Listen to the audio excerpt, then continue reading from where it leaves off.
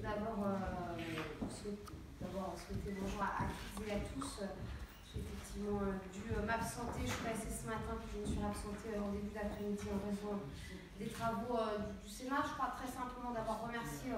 l'ensemble finalement des intervenants,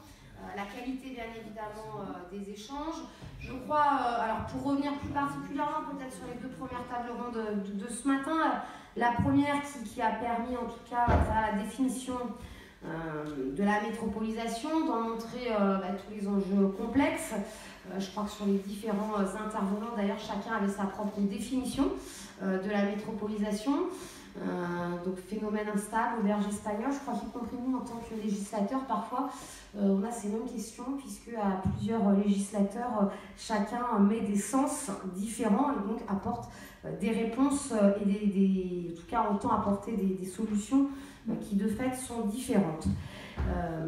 En tout état de cause, cela reste bien évidemment un espace géographique où les décideurs publics, privés, je crois, doivent remettre avant tout l'humain au centre, alors qu'aujourd'hui, l'économie est bien évidemment, malheureusement, le seul critère pris en compte. Cet espace de centralisation de la richesse, comme on peut le définir,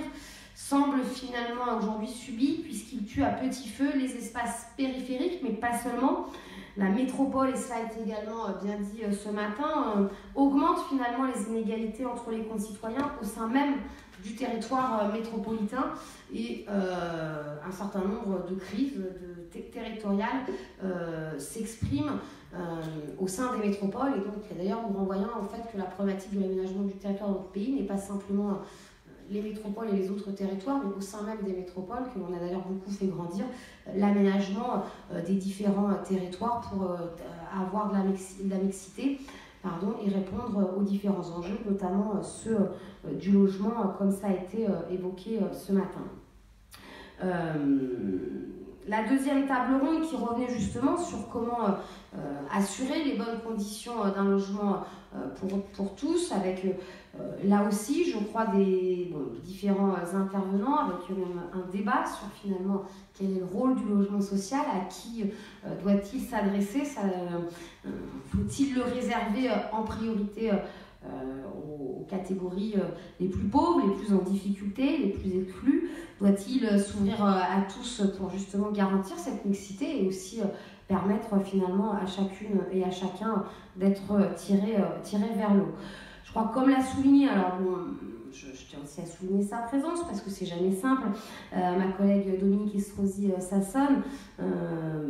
l'objectif n'est pas dans le territoire et là quel qu'il soit, et en tout cas à ce jour, d'opposer le logement social au logement privé.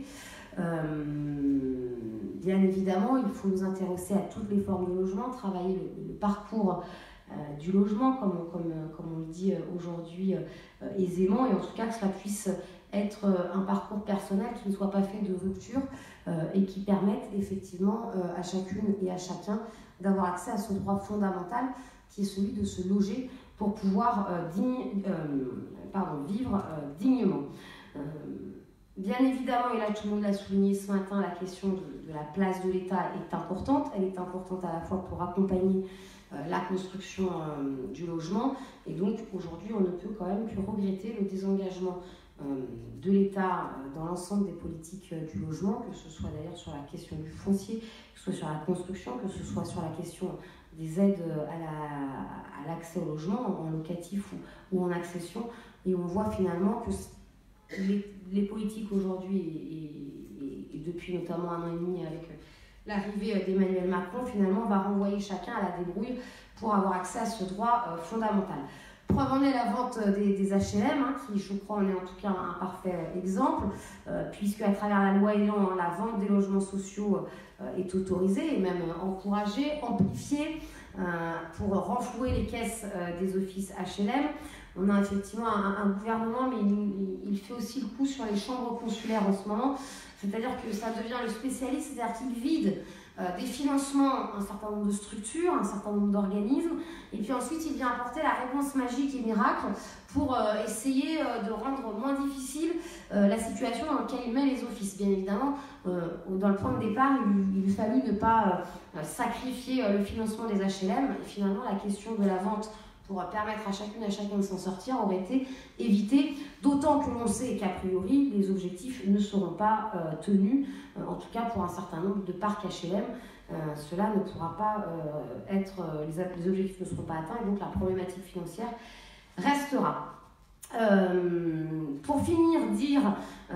que effectivement les politiques publiques menées par les gouvernements successifs ont affaibli la politique du logement social. On atteste la baisse de la rotation des logements sociaux, comme le rappelait Stéphane Peu ce matin,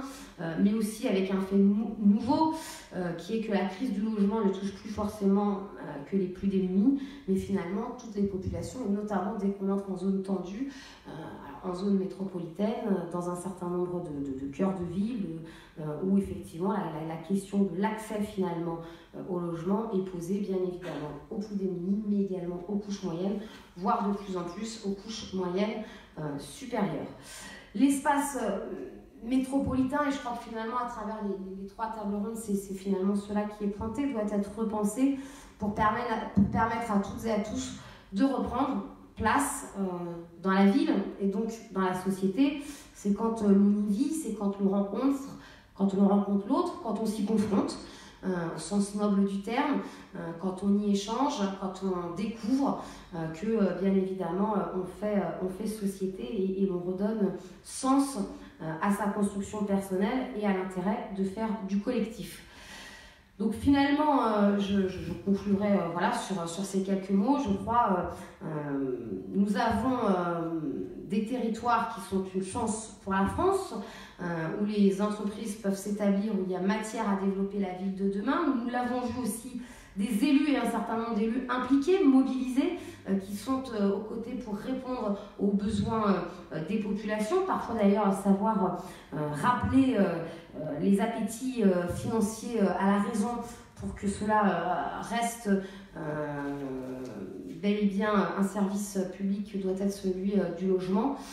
Et bien évidemment, il appartient également à l'État de se réapproprier ces domaines. Je crois qu'en tout cas en cela, nous avons de nombreuses batailles, luttes, mobilisations, interpellations, chacun y mettra le sens qu'il veut et l'engagement qu'il souhaite à mener pour retrouver effectivement le rôle d'un État, mais qui, au-delà de la question du logement, doit être le rôle d'un État aménageur,